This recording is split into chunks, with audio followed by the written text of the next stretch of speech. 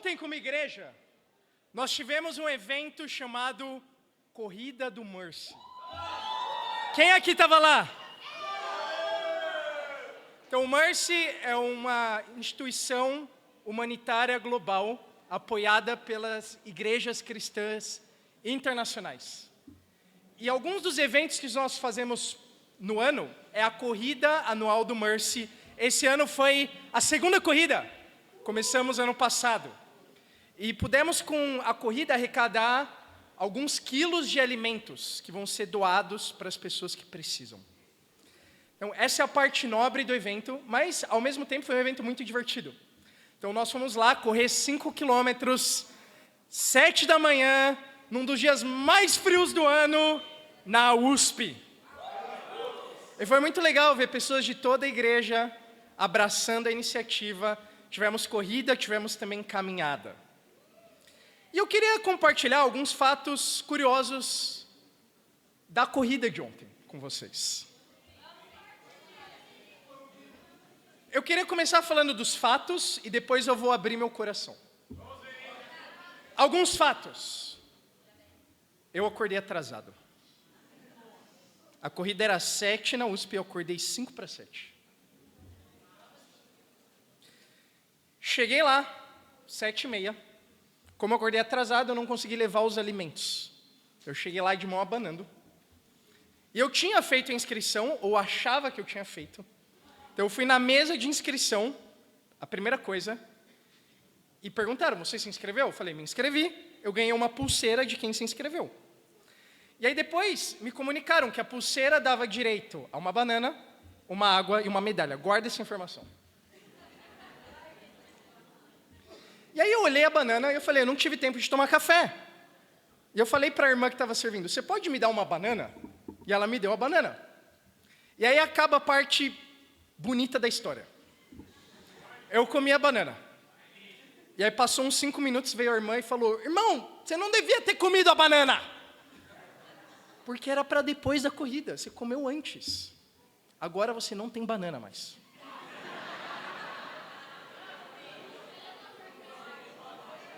Foi a primeira bronca do meu dia. Calma que tem mais. Depois eu fui na corrida. Corri lá com todo o meu coração. Foi engraçado o final. Porque metade da corrida, mais ou menos, eu corri do lado do Vitor e do Caiodê. O Vitor que está aqui. E aí, foi legal, porque a gente se ajudou ao longo do trajeto. E falaram antes da corrida que esse é o espírito. Não é um espírito competitivo. Mas é um espírito de estar juntos, de união. Mas eu quero falar de um fato aqui. A gente estava lado a lado até os últimos metros. E aí eu vi a linha de chegada e eu pensei comigo, tudo bem o Vitor ganhar. Ele é meu irmão, ele vai ficar feliz. Então eu não vou dar um tiro no final para alcançar ele, que é sacanagem, né? E aí eu pensei, não, mas eu sou competitivo. Aí eu, corro ou não corro, corro ou não corro, corro ou não corro. Chegando, literalmente, nos últimos metros, eu dei um tiro, passei por ele, ele não me viu, e eu cheguei na frente, e aí ele falou, droga!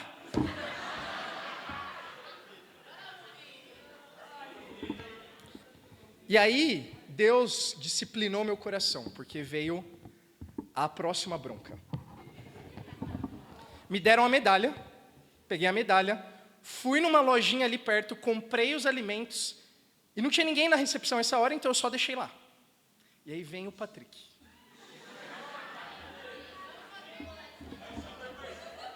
Pôs a mão no meu ombro. Irmão, você se inscreveu?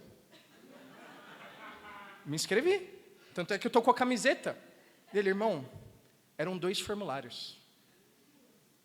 Você só se inscreveu na camiseta, não na inscrição. Meu Deus, Patrick, me perdoa. Eu não sabia. Mas eu comi a banana, eu tomei a água. E eu estou com a medalha. Eu pensei, tudo bem, pelo menos eu levei os alimentos, né? Aí eu saí de lá, passou alguns minutos, áudio do Patrick. Irmão, você entregou os alimentos? Com quem que você deixou? Aí eu entreguei, mas eu só deixei na mesa. Ou seja, fiz tudo errado. E aí na volta ainda, eu estava com o Alexandre, o pai da Amanda e a Márcia. E eu pensei, eu vou confessar aqui, né? Pelo menos para ter algum apoio, que eu estou me sentindo mal.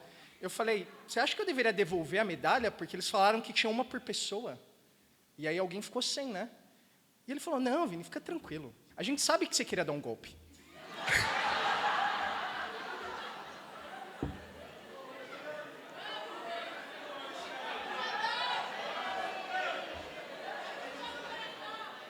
Aí a Márcia foi pior. Ela falou, aqui tem uma medalha para você. Ela pegou a coleira do Bucky, que é o cachorro dela. Ela falou, você pode se enforcar agora com a medalha. Irmãos, assim, é uma situação muito pequena. Mas de situações pequenas é que surgem coisas no nosso coração. Coisas pequenas como essa. E eu estou usando essa situação porque ela é perfeita para ilustrar o que muitas vezes acontece na igreja com os nossos corações. Então, eu vou ser bem aberto aqui hoje com vocês. Bem aberto. Com coisas que passaram na minha mente. Ou poderiam ter passado. Eu vim falar essa manhã com o Patrick. E eu poderia abrir o meu coração da seguinte forma com ele. Patrick, eu acho que não foi legal a organização da corrida ontem. Porque o horário era 7, começou às 8. E eu cheguei às 7h30, lembra isso? Vocês marcaram a corrida no dia mais frio do ano. Por que vocês não fazem no verão? Vocês começaram depois do horário. Me deram a pulseira sem conferir se eu estava inscrito. E depois me cobraram por isso. Não ganhei banana. Me deram água e agora querem minha medalha. Eu acho que falta muito amor no Mercy, Patrick. Se eu falasse assim com ele hoje, e algumas dessas coisas literalmente passaram na minha cabeça. Se eu tivesse falado assim com ele, isso seria o exemplo perfeito de como não abrir o coração. E eu poderia até ter ido para o Gabriel e falado, Gabriel, olha essas coisas que aconteceram. Você concorda comigo? Eu acho que o Mercy não está legal.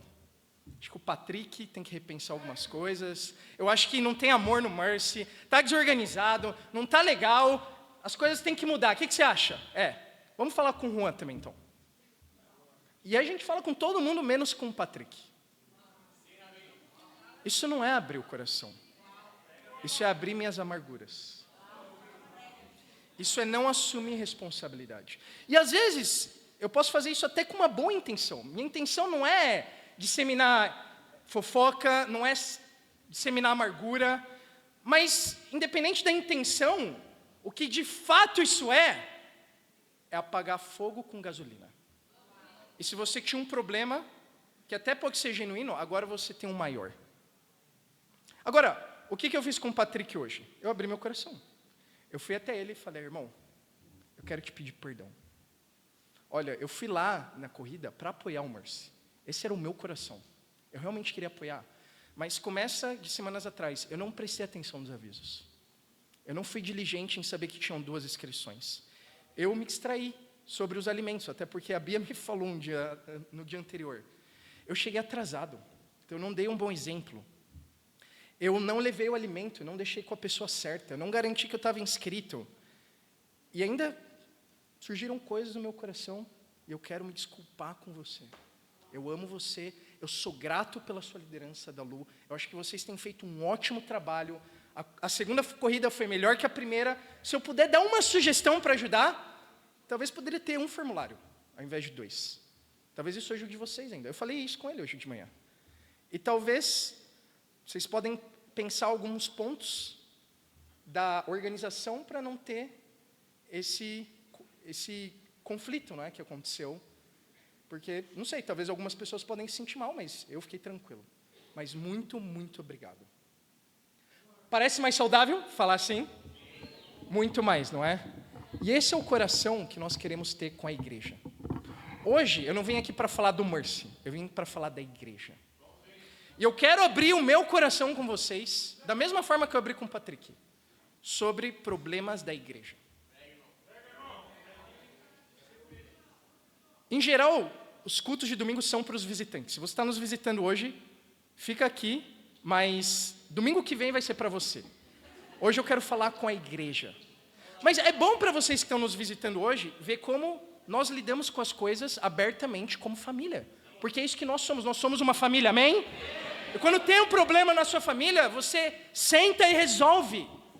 E é isso que nós vamos fazer hoje. Eu quero abrir o meu coração com vocês hoje, na esperança que vocês abram o coração de vocês também. Então o tema da aula de hoje é: abra o coração.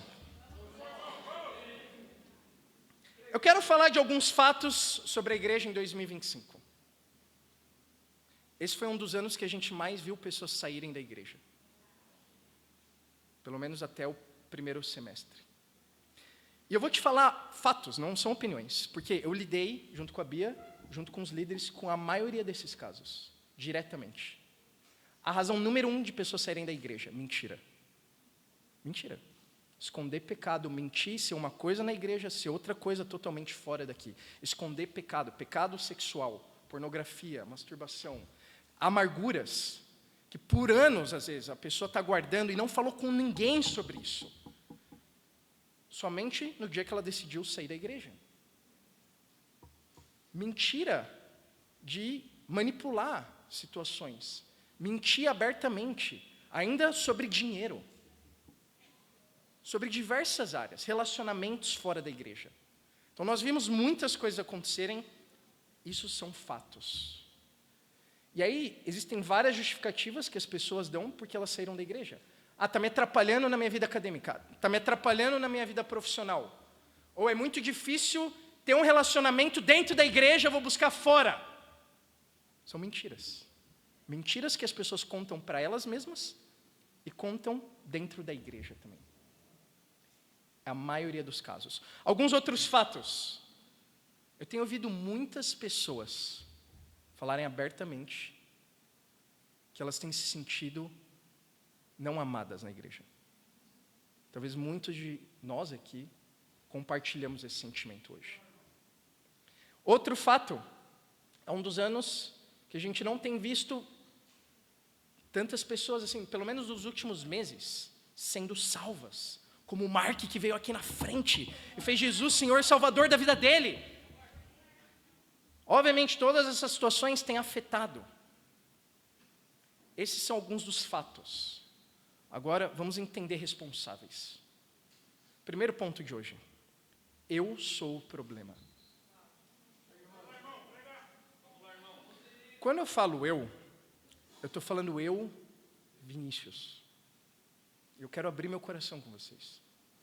Eu estou falando de mim, eu não estou falando de você agora. Estou falando de mim. Eu sou o problema. É algo que eu aprendi principalmente no casamento. Como líder, eu sempre sou o problema. O líder sempre é o problema. E Deus me colocou como líder de São Paulo e do Brasil para ser a solução. Mas se nós temos visto o problema, e esse problema é falta de amor, é porque eu sou o problema. E eu quero assumir a responsabilidade diante da igreja. Eu quero pedir perdão para vocês. Eu quero falar de coisas bem específicas agora. Primeiro, eu queria que vocês me conhecessem como pessoa. Numa igreja grande, talvez nem todo mundo me conheça. Eu sou Vinícius, tenho 30 anos de idade, sou natural de Araraquara, no interior de São Paulo.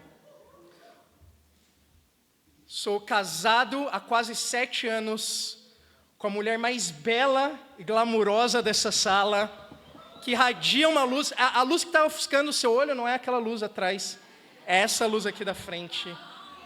Minha princesa oriental. Chamei ela hoje de manhã de Samuela. Ela não gostou. Porque, como compartilhamos com a igreja semana passada, hoje eu me considero também o pai do Samuel, que está no 6º mês de gestação no ventre da minha esposa agora. Eu estou muito alegre de ter falado isso com a igreja semana passada. Então, esse sou eu. Agora, tive desafios na minha vida, obviamente. Talvez nem todos conheçam alguns desses desafios. Ano passado, pessoalmente, foi o ano mais difícil da minha vida, por problemas familiares entre meus pais. Meus 2 pais caíram da fé. Meus 2 pais se separaram. Então, foi uma dor muito grande para mim e para toda a minha família. Nunca tive uma dor emocional tão forte como ano passado. eu como pessoa sofri muito com isso. Meus pais, minha esposa, toda a minha família. Agora, me apresentando como líder da igreja agora. Sou discípulo de Jesus há quase 12 anos. Tomei a melhor decisão da minha vida como Mark de fazer Jesus Senhor, Salvador da minha vida. Há 7 anos eu deixei o meu trabalho no banco. O que eu ganhava no banco como estagiário é mais do que um integral ganha hoje. Entende? Então, eu só quero dizer isso para dizer que não foi por dinheiro. E continua não sendo. Foi por amor a Deus, foi por gratidão à igreja onde eu fui batizado, que eu tanto amo e eu tanto quero servir com todo o meu coração. Entende? Hoje eu faço o que eu amo. Servir a igreja, liderar a igreja, para mim é uma paixão. Então, 7 anos atrás, não só eu e Bia casamos, mas entramos no ministério. 6 anos atrás, fomos apontados como evangelista e conselheira de mulheres. E há 4 anos começamos a liderar a igreja de São Paulo, com quase 300 discípulos, 350 discípulos. As igrejas do Brasil agora com mais de 400. E o que eu posso dizer, irmãos, é pela graça imerecida de Deus que eu faço o que eu amo, mas não é fácil. Não é fácil liderar a igreja. Não é fácil estar na linha de frente e ser o alvo número 1 de Satanás. Não é fácil todos os problemas chegarem a mim. Não é fácil. Então eu conheço muitos problemas de muitos da igreja. E eu estou aí diretamente junto com a Bia para poder lidar. Não é fácil a pressão de querer resolver cada um deles e às vezes se sentir incapaz. Não só pelas minhas limitações humanas, mas pelo meu pecado também. Não é fácil. Não é fácil tomar a dianteira, lutar sempre para estar bem, e nem sempre eu estou bem. Nem sempre eu estou animado. Nem sempre eu quero fazer as coisas. Mas eu tenho lutado cada dia, sido aberto, sido vulnerável, buscado discipulado, buscado ajuda, mas nem sempre é fácil. E às vezes como eu me sinto, como Paulo em 1 Coríntios 1, 12, vamos lá comigo.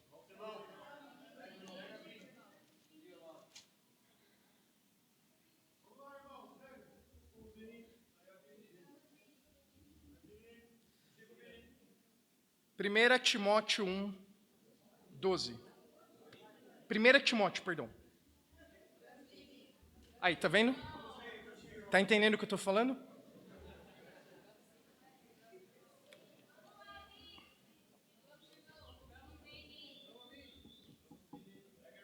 Primeira Timóteo 1, 12.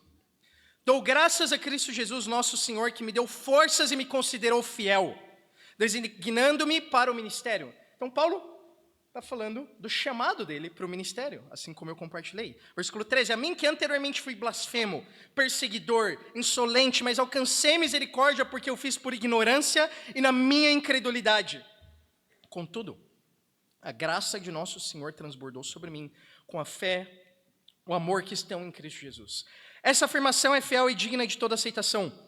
Cristo Jesus veio para o mundo para salvar os pecadores, dos quais eu sou o pior.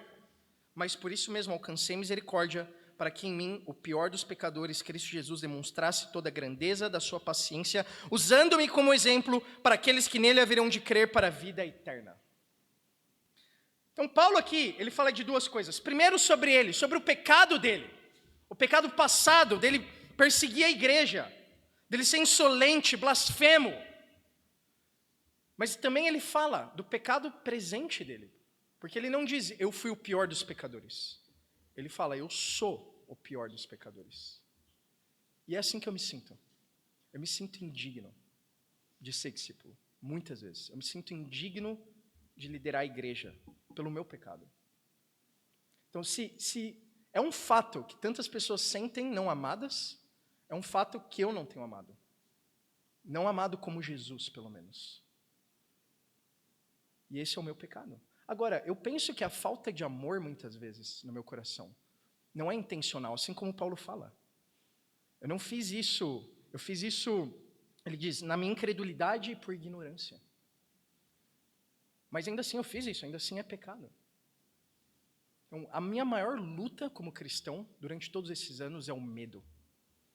Principalmente o medo que eu cultivei comigo toda a minha infância, o medo de errar. O medo de não ser perfeito. E é um medo irreal, porque eu não sou perfeito, eu nunca vou ser perfeito.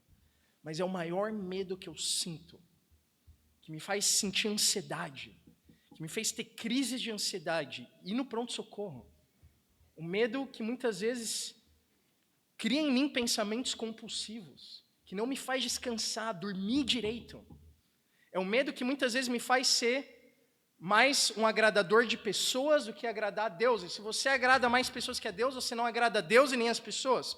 Por outro lado, é um medo que me faz muitas vezes priorizar mais coisas do que pessoas. É um medo que muitas vezes foi a razão de ter te ferido, de ter sido insensível, frio, não ter te cumprimentado, não ter sentido a sua dor.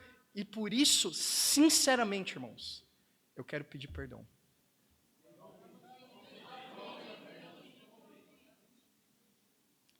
Eu chorei enquanto eu escrevi isso, pensando no meu pecado e como isso afeta a igreja. E eu estou aqui. Entende? Se você se sentiu não amado, ferido por mim, você tem sempre a liberdade de vir me falar comigo. Nós somos irmãos. E eu quero amar você com o amor de Jesus. Então, eu sou o problema. Agora, a outra coisa que Paulo fala aqui é que pela graça de Deus ele é o que ele é, e pela graça de Deus ele estava lá onde ele estava. Se eu tenho a oportunidade de estar aqui hoje e seguir pregando, seguir liderando a igreja, eu tenho essa convicção. A graça de Deus está sobre mim ainda. Entende? Deus tem visto algo de bom em mim como discípulo, como líder talvez. Deus tem me levantado, tem me tirado dessa culpa que eu sinto no meu coração cada vez que eu erro. Deus me trouxe até aqui e tem me permitido continuar aqui também. E se eu puder pedir uma coisa para a igreja hoje, eu peço graça, eu peço perdão e eu peço ajuda. Por quê? Porque ainda que muitas vezes eu me considere o pior dos pecadores, eu quero ser melhor, porque eu amo a Deus e eu amo cada um de vocês, irmãos. Eu amo cada um de vocês, eu quero melhorar, eu quero ser mais como Jesus, ainda que eu sei que eu seja o problema, amém? Agora, segundo ponto de hoje, os líderes são um problema. Obviamente, Deus me chamou junto com a Bia para liderarmos a igreja, mas nós temos mais líderes na igreja junto com a gente. E se você lidera, eu estou falando com você. Se você lidera uma região, eu estou falando com você. Se você lidera um bate-papo, eu estou falando com você agora. E ainda se você discipula pessoas na igreja, você é um líder. Jesus foi um líder e ele chamou todos nós a sermos líderes como ele, amém? E adivinha só, líderes vão pecar. Então você é o problema. Então quando eu falo líderes, eu me incluo, mas junto com todo esse grupo que eu me dirigi agora. Então, segundo ponto, os líderes são um problema. Olha comigo Provérbios 30, 21.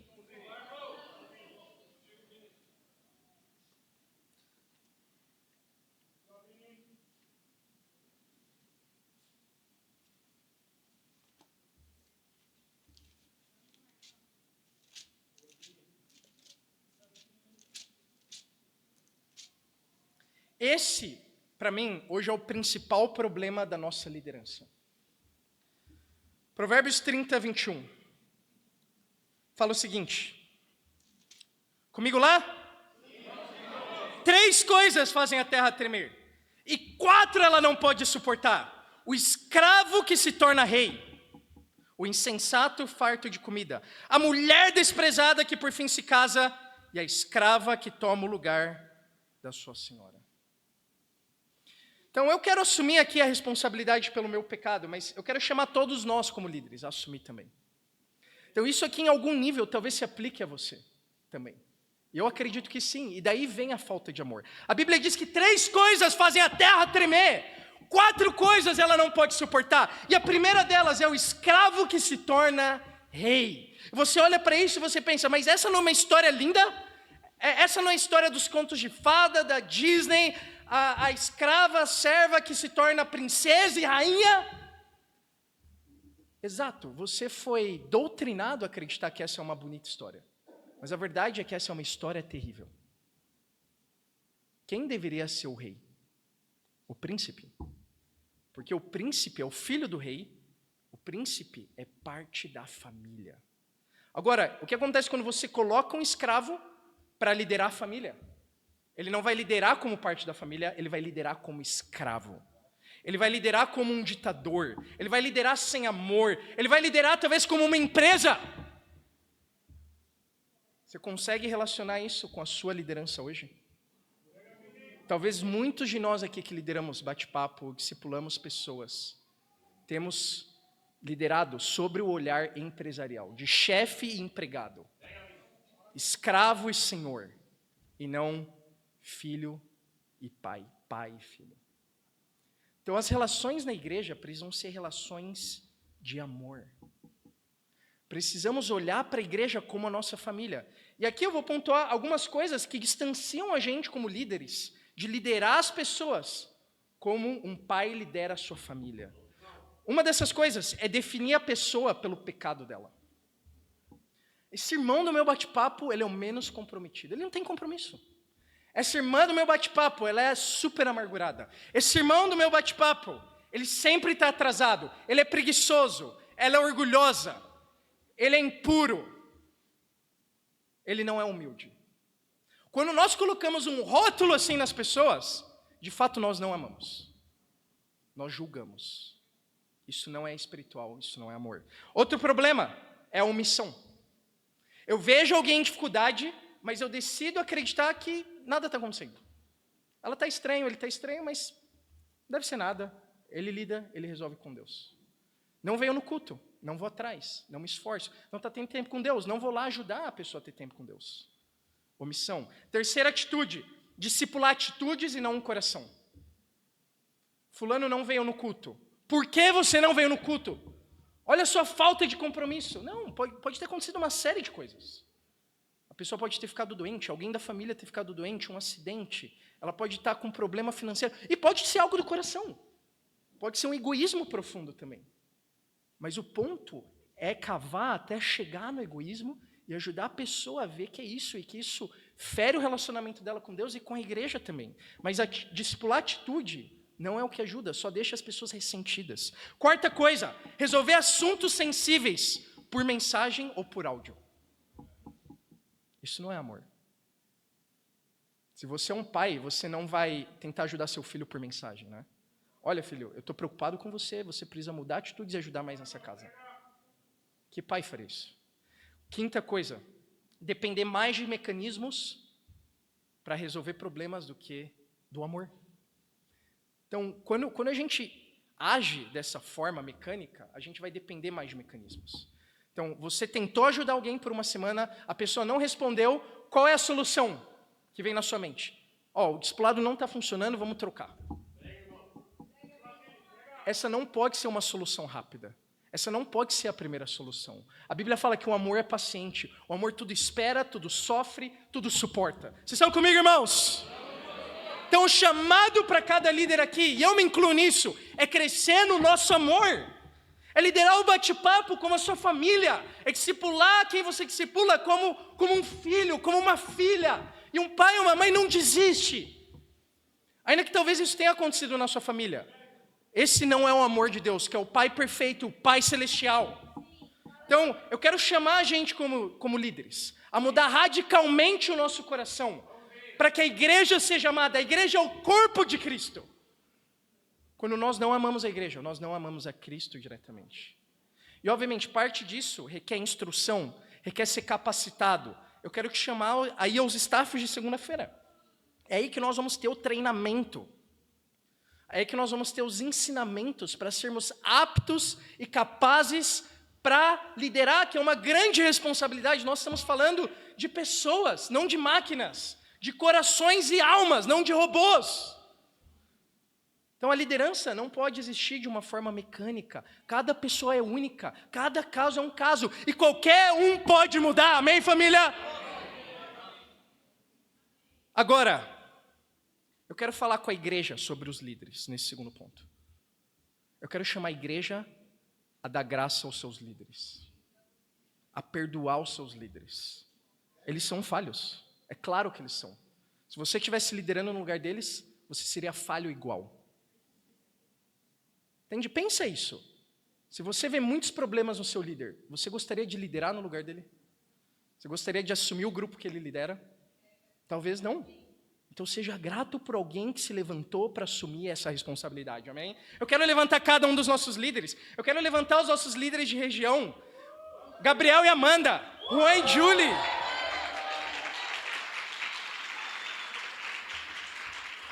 E eu quero expressar para vocês e para todos os líderes de bate-papo que vão liderar bate-papos nesse segundo semestre, quanto eu aprecio o coração de vocês para Deus. Eu sei que é um trabalho. Obviamente, é o trabalho, o Juan e Julie deixaram o trabalho deles também, os sonhos deles no mundo, para trabalhar no ministério. Gabriel e Amanda também. E isso me inspira muito. Mas me inspira também um líder de bate-papo, como Karim e Dai, que vão liderar bate-papo esse semestre. Como tantos outros aqui. É só para citar um nome, mas cada um também, que trabalha o dia inteiro, tem uma rotina puxada, muitas vezes tem filhos, e ainda assim se dispõe a ir à noite, cuidar de um grupo, fazer uma aula, discipular pessoas, se importar, cuidar. Nós, como igrejas, precisamos dar muito valor aos nossos líderes. Eles têm feito o melhor que eles podem, por amor a Deus e por amor a vocês. Terceiro ponto ainda.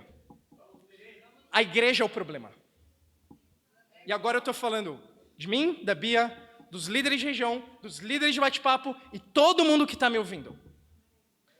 E eu estou falando especialmente com você que acha que eu não estou falando com você. Se você acha que não é com você, é com você. É com você.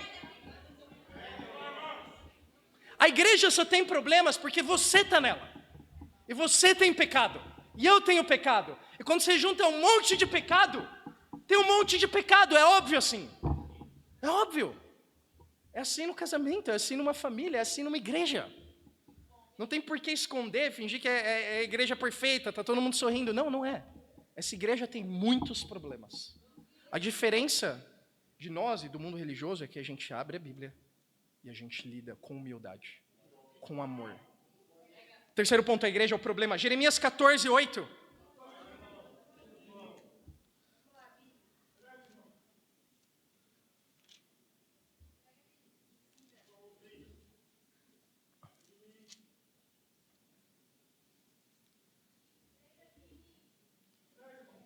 A Bíblia fala, Jeremias 14, 8. Ó esperança de Israel, tu que o salvas na hora da adversidade, por que te comportas como estrangeiro na terra, ou como um viajante que fica somente uma noite? Porque ages como um homem que foi pego de surpresa, como um guerreiro que não pode salvar. Tu estás em nosso meio, ó Senhor, e nós pertencemos a ti, não nos abandone. Sabe quem está dizendo isso? Israel, o povo de Deus, a igreja no Antigo Testamento. Sabe para quem Israel está falando isso? Para Deus. Israel está apontando o dedo para Deus e se queixando. Falando, Deus, você é como um viajante de uma noite só. Você age como um estrangeiro, Deus. Deus, você é um guerreiro que não pode salvar. Nós temos problemas e você não tem feito nada. Agora, é verdade isso? Não, e depois tem a resposta de Deus, você pode ler no seu tempo com Deus. Não é verdade. O povo não conseguia ver que ele era parte do problema. E aí vem as queixas. Aí vem os braços cruzados e me sirva, porque eu mereço ser servido. Eu vejo alguns corações assim na igreja hoje. E eu quero que você reflita se é o seu. Eu vejo alguns corações de viajantes aqui na igreja, que só ficam uma noite só. Isso seria análogo a um turista, ou a um hóspede num hotel. Qual é a diferença entre passar um dia numa casa de veraneio, num hotel, no Airbnb, de você passar um dia na sua própria casa? A diferença é que no hotel, no Airbnb, você vai passar 1, 2, alguns dias só. Você não tem um apego àquilo, não é? Se não te supriu, você vai em outro hotel na próxima vez. Ou você cancela a estadia e vai imediatamente em outro. Você sempre tem um plano B, um plano C, você não precisa conviver com aquilo. Eu vejo corações de pessoas assim hoje na igreja. A igreja não é o seu lugar permanente. E se não me agradar, eu saio e eu vou para um plano B, para um plano C, para um plano D. O plano A nunca é lutar pela minha família. O plano A nunca é ver isso aqui como o lugar que mudou a minha vida, como as pessoas que me amaram, que dedicaram o tempo delas por mim estudando a Bíblia, que foram lá e me ajudaram quando eu precisava. Tanto é que eu não vi praticamente ninguém até hoje que caiu da fé, saí da igreja falando, gente, eu estou saindo, mas obrigado. Obrigado, porque eu fui muito amado aqui, me ajudaram muito, estudaram a Bíblia, Me ajudou em muitos níveis. Não existe esse coração. Porque esse é o coração de um viajante. Também existe o coração de estrangeiros aqui. Eu penso no Han, claro. O coração de um engenheiro é o coração de uma obra pronta. É ser engenheiro de obra pronta, não é? O que é um engenheiro de obra pronta? Eu vou lá num prédio e falo, esse prédio está torto. Pobre do engenheiro que fez ele, eu não tenho nada a ver com isso. Então, esses são os problemas, vou anotar todos e estou aqui. É muito fácil, não é? Um estrangeiro, ele vem para um país e ele consegue ver todos os problemas, não é? E ele pensa, nossa, que bom que eu não nasci aqui. Não é? Que bom que talvez eu não vou estar aqui para sempre. Entende? Não é meu problema, é um problema dos brasileiros. Mas, ai, se você falar mal do Brasil, Juan Carlos. Não é? Então, nós temos esse senso patriota de só um brasileiro falar mal do Brasil. Eu já ensinei isso para ele, amém? Mas é fácil ter esse coração na igreja, não é? É fácil ver todo o trabalho que deu para fazer um evento, alguma coisa, e falar, olha, o som não está funcionando, a câmera não está funcionando, a luz, ontem um evento começou 10 minutos tarde. Tá bom, mas você está vendo tudo de bom que foi feito? E a gratidão com quem chegou cedo e serviu. Será que nós estamos lembrando disso também? Será que nós estamos lembrando que podemos ver os problemas e podemos ser parte da solução para resolver eles também? Se você pode ver, você pode resolver. E é bom que a gente veja, ninguém quer esconder, mas o ponto é ter um olhar crítico, não um coração crítico. E por último, quando nós temos um coração crítico, um coração de só ver problemas, sabe o que vai acontecer? Você vai terminar sendo como um guerreiro que não pode salvar. Se você tem tido um coração crítico agora, com seus líderes, com a igreja, se você vê muitos problemas, e é verdade, nós temos muitos problemas e queremos resolver, como eu falei, e eu sou o problema, os líderes são o problema. Se você tem tido esse coração, você tem estado envolvido com pessoas estudando a Bíblia, quem você está tentando salvar agora? Para quem você está dando o coração para amar? Isso é o que precisa ficar claro, irmãos. A igreja não precisa de visitantes. A igreja não precisa de estrangeiros. A igreja não precisa de guerreiros que não salvam. A igreja precisa de discípulos de Jesus que amam a Deus e amam os discípulos e vão dar o coração pela família deles. Pessoas que tomam responsabilidade, que apontam os problemas e perguntam, irmão, como eu posso ajudar? Como eu posso servir? O que você acha dessa ideia ou dessa? Eu quero ser útil. Vamos entender o seguinte. Parte do problema da falta de amor da igreja são as pessoas que falam de falta de amor e não fazem nada.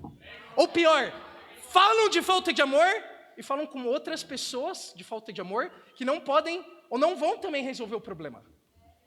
Isso é a pior falta de amor. Quando você fala de falta de amor e cruza os braços, você acabou de se tornar parte do problema. 1 Coríntios 1, versículo 10.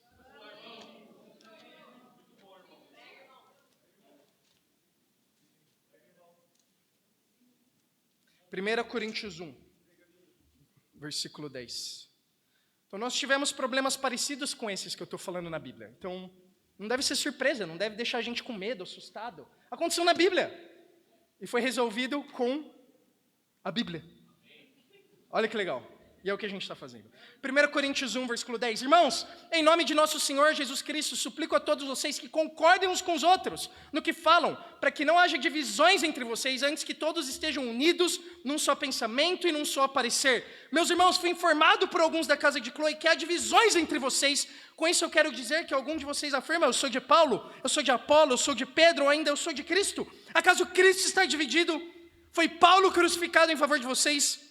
Foram vocês batizados em nome de Paulo. Olha o que estava acontecendo na igreja aqui, divisões. Pessoas estavam desunidas, pessoas estavam contra pessoas, ainda contra os líderes. Tanto é que alguns falavam, eu prefiro esse líder, eu prefiro esse outro líder. Eu sou de Paulo, eu sou de Apolo, eu sou de Pedro. Olha, eu não gosto tanto de como você prega, Vini. Eu acho que é muito longo. Eu acho que você deveria ter falado de outro tema hoje. Deveria ter falado de tempo com Deus. Você pode ter sua opinião. E ela é bem-vinda. Entende? Mas mais importante que a nossa opinião é a nossa união. E eu vou ainda além. Você não tem que gostar de mim, da minha personalidade, de como eu penso, do meu jeito. Você não tem que fazer isso. Mas a Bíblia sim nos chama a nos amar. A estarmos unidos. A lutarmos para ter um só pensamento. Entende? E eu faço isso muito com a igreja. Talvez eu não faria coisas como eu gostaria de fazer, mas por isso é importante ouvir. Mas para a igreja é importante ouvir seus líderes. Entende? Existe um porquê nas coisas. Às vezes, a impressão que dá é que criamos suspeitas malignas, como a Bíblia fala, sobre os líderes. Por que esse líder me pôs nesse discipulado? É porque ele não gosta de mim. É porque ele quer que eu saia da igreja. Ele quer acabar, ele quer ferrar comigo. Não, ninguém quer ferrar com você. Mas você tem que se perguntar, se na sua mente está o tempo todo, líder. Você tem que se perguntar, por quem que você está aqui hoje? É por Deus? Alguém aqui foi batizado no nome do Vini? Alguém falou isso aqui na frente alguma vez? Alguém aqui falou, Bia é minha senhora e salvadora? Eu acho que não. Então é hora de lembrar que apesar dos pecados do seu líder, você está aqui por Deus. E se seu coração está duro por causa de líderes, é porque isso se perdeu. E é hora de se arrepender e mudar. Algumas escrituras rápidas. A gente vai passar bem rápido. Se você não teve tempo de ouvir, escuta depois a pregação gravada. 1 Tessalonicenses 5.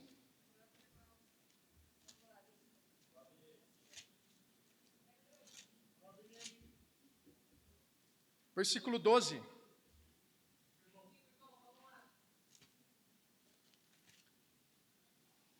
Agora, lhes pedimos, irmãos, que tenham consideração para os que se esforçam no trabalho entre vocês, que os lideram no Senhor e os aconselham. Tenham-nos na mais alta estima, com amor, por causa do trabalho deles. Parte do amor da igreja é ter gratidão com os líderes. Os líderes que se esforçam. 1 Timóteo 5,17.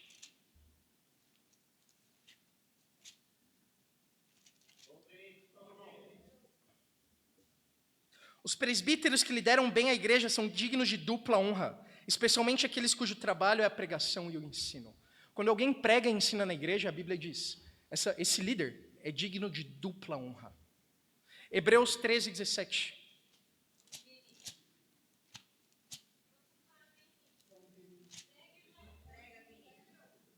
Obedeçam aos seus líderes e submetam-se à autoridade deles. Eles cuidam de vocês como quem deve prestar contas. Obedeçam-lhes para que o trabalho deles seja uma alegria e não um peso. Por isso, não seria proveitoso para vocês. Obviamente, a Bíblia não diz que nós devemos obedecer cegamente aos líderes. Devemos dizer sim para tudo, concordar com tudo e nunca falar nada. Mas você tem que entender que um líder tem um peso sobre ele. O peso de prestar contas a Deus. E é isso que ele tem em mente quando ele toma as decisões que ele toma. Entende? Mas por que o bate-papo vai ser nesse dia? Eu gostaria que fosse outro dia. Claro que você pode sugerir. Claro que você pode falar. Todo mundo aqui tem uma voz. Mas quando você só é rebelde, isso põe um peso no seu líder. E ele vai prestar contas a Deus sobre você. Por isso a Bíblia diz, não sejamos um peso, mas uma alegria. Por quê? Porque isso é proveitoso para você. O que eu acho que nós precisamos mudar como igreja? Ter uma cultura de honrar os líderes. Claro que eu sinto isso. A Bia sente isso. Nós nos sentimos amados, acolhidos pela igreja. Mas talvez nem todos os líderes sintam isso. Sabe por que eu digo? Nós reformulamos os bate-papos agora. Foi muito difícil achar pessoas que queriam liderar bate-papo. Sabe por quê? Porque talvez hoje é um fardo liderar bate-papo. É um fardo. São muitas queixas, são muitas coisas. Foi um fardo, por exemplo, para Moisés liderar o povo no deserto, não é? Porque não tem água, não tem o que comer, só tem maná, isso e aquilo. Irmãos, onde está a nossa gratidão a Deus, que escolheu os líderes? O meu sonho é que ano que vem seja uma alegria ser um líder de bate-papo. Que cada um aqui queira liderar. Eu quero liderar, sim, tem desafios, mas é uma alegria, porque eu sei que nós, líderes de bate-papo, e a igreja, estamos unidos, somos um, estamos indo para a mesma direção. Entende? Então, honrar tem a ver com isso. Você agradecer seu líder pelo bate-papo que ele fez essa semana. Agradecer pelo tempo de família. Agradecer pelo esforço dele. E ajudar ele a ver as coisas que precisam melhorar. E sempre tem coisas para melhorar. Honrar e ser grato aos líderes é evitar guardar coisas só para você.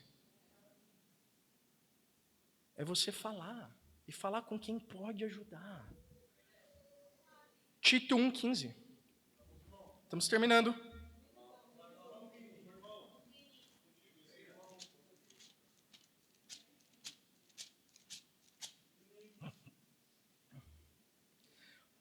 Para os puros, todas as coisas são puras, mas para os impuros e descrentes, nada é puro. De fato, tanto a mente como a consciência deles estão corrompidas. Eles afirmam que conhecem a Deus, mas por seus atos o negam. São detestáveis, desobedientes, desqualificados para qualquer boa obra. Paulo está alertando aqui Tito, um líder, sobre o que ele teria que lidar dentro da igreja. Dentro da igreja. Ele fala, para os puros tudo é puro. Então você vê um pecado do seu líder, e você consegue amar ele, ter compaixão, ir até ele, falar, abrir a Bíblia, ou ir até o líder dele e falar, olha, está acontecendo isso, como que eu ajudo? Agora, quando você tem um coração impuro, então você só vê pecado, você só vê pessoa. Tudo que você vê são pessoas. Tudo que você não consegue ver é Deus. E ele fala, eles afirmam que conhecem a Deus. Mas por seus atos o negam, são detestáveis, desobedientes, desqualificados para toda boa obra. Se você acha que os líderes estão aqui só para te servir, você está no lugar errado. Nós estamos aqui para servir a Deus. Então, eu quero chamar hoje os líderes a darem graça para a igreja. Por quê? Porque realmente é difícil estar num grupo que você lidera. Então, dê graça. Então, qual é a solução no final do dia, irmãos, que nós temos falado hoje? É graça. Graça é amor. Quarto e último ponto. Todos nós juntos somos a solução. Então, nós só vamos ser uma igreja que ama. Só tem uma forma de sermos uma igreja que ama. Só uma. Se eu assumo a minha responsabilidade como líder. Eu entendo, eu sou parte do problema. Se os líderes assumem a responsabilidade, nós somos parte do problema. E se a igreja assume, nós somos parte do problema. Mas se todo mundo é parte do problema, adivinha? Todo mundo é parte da solução. E a solução é o amor. Essa é a solução. Hebreus 12, 14.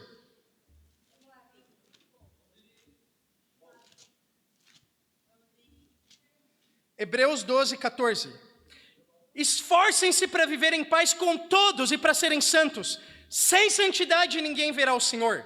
Cuidem para que ninguém se exclua da graça de Deus, que nenhuma raiz de amargura brote e cause perturbação, contaminando muitos. Que não haja nenhum imoral e profano como Esaú, que por uma única refeição vendeu seus direitos de herança como filho mais velho.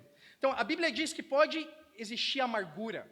Eu acredito que alguns de nós aqui, sinceramente, estão amargurados com pessoas. E quando você tem uma raiz de amargura, isso contamina muitos. Isso é danoso. Isso te exclui da graça de Deus e exclui outros também. Então ninguém cai da fé por uma pessoa que não amou ela. Ou por um grupo de pessoas. Alguém só cai da fé por falta de amor a Deus. Só por isso. Porque você mesmo se excluiu da graça de Deus. Agora a solução que o autor de Hebreus dá no versículo 14 é: esforcem-se para viver em paz, em união, para serem santos. Em paz com todos, porque sem santidade ninguém verá o Senhor. Então, para sermos uma igreja que ama, irmãos, na verdade, todos precisamos nos esforçar. Eu quero me esforçar. Você quer se esforçar? Você quer lutar pela união? Eu espero que esse seja o nosso coração. E eu quero dizer como. Como fazer isso? Se esforçar em quê? Em amor. E a primeira forma de se esforçar em amor é o que fala 1 Pedro 4, 8. Fala lá que o amor perdoa muitos pecados.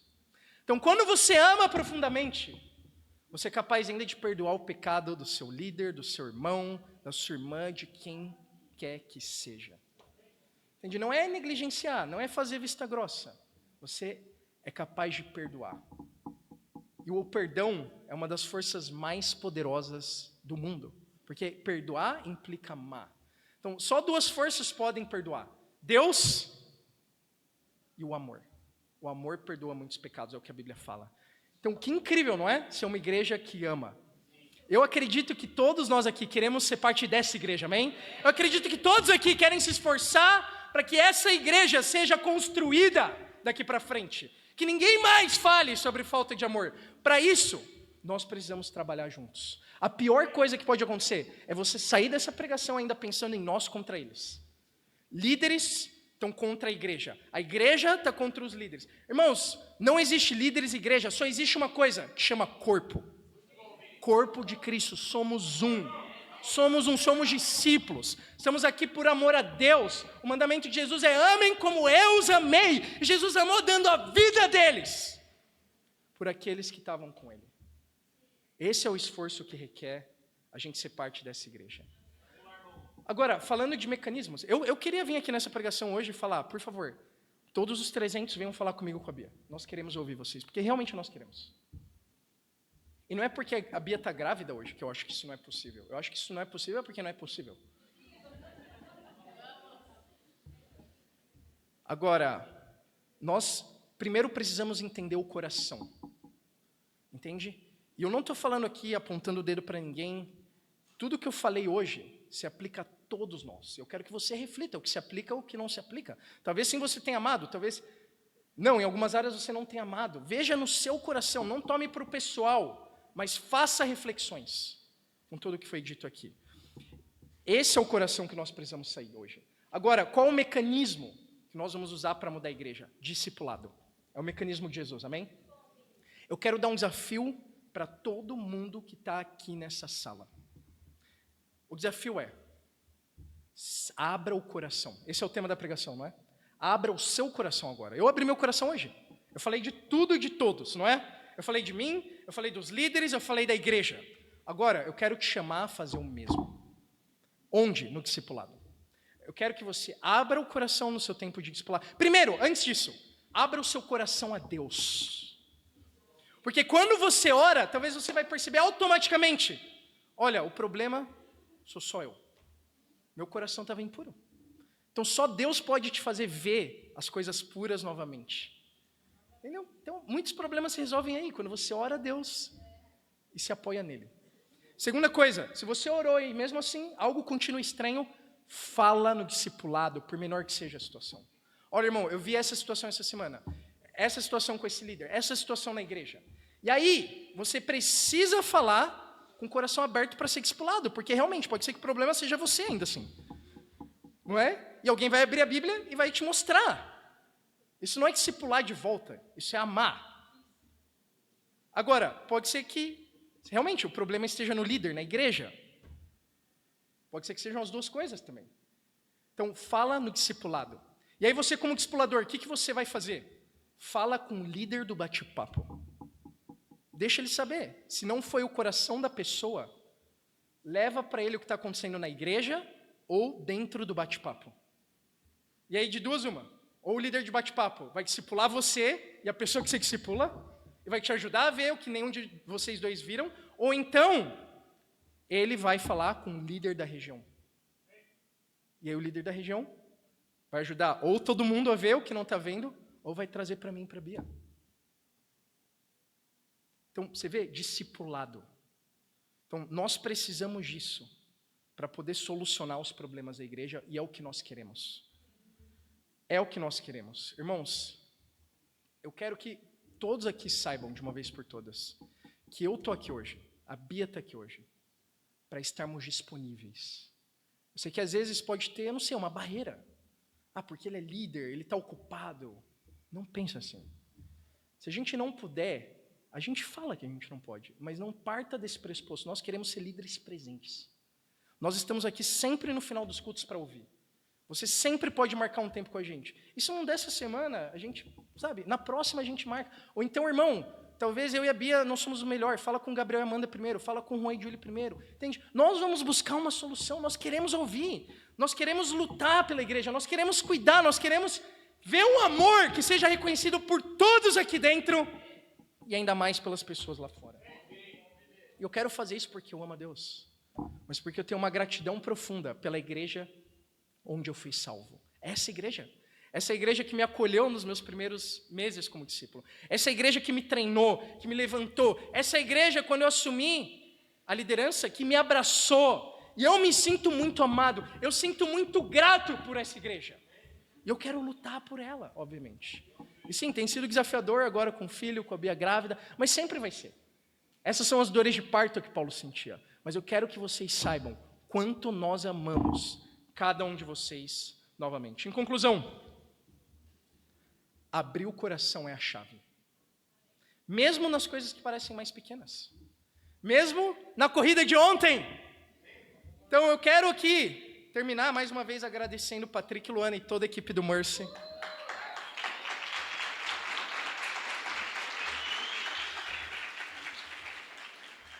Eu quero assumir mais uma vez minha responsabilidade, pedir perdão por ontem, pedir perdão novamente para a igreja, assumir minha responsabilidade, mas de nada vale só palavras, né? Nós precisamos de atitude. Então, eu tomei algumas atitudes, eu queria devolver minha medalha, irmão. Depois eu te dou. Eu trouxe a banana. Você vai comer essa banana agora. E essa água, eu admito, a água eu peguei no Ministério de Crianças. Mas tem a água aqui também, que eu acho que é a água que sobrou de ontem, inclusive, né? É a mesma... Entende? Mas é isso, irmãos. Fora a brincadeira, o que nós precisamos hoje é ter a atitude. E a pergunta que fica, hoje eu abri o meu coração. Você está disposto a abrir o seu também? No discipulado? Para o seu líder de bate-papo, para o seu líder de região, para os líderes de igreja que estão aqui? Meu apelo é, nós nos esforcemos para ser a igreja que nós queremos que a igreja seja. E para Deus seja glória. Amém.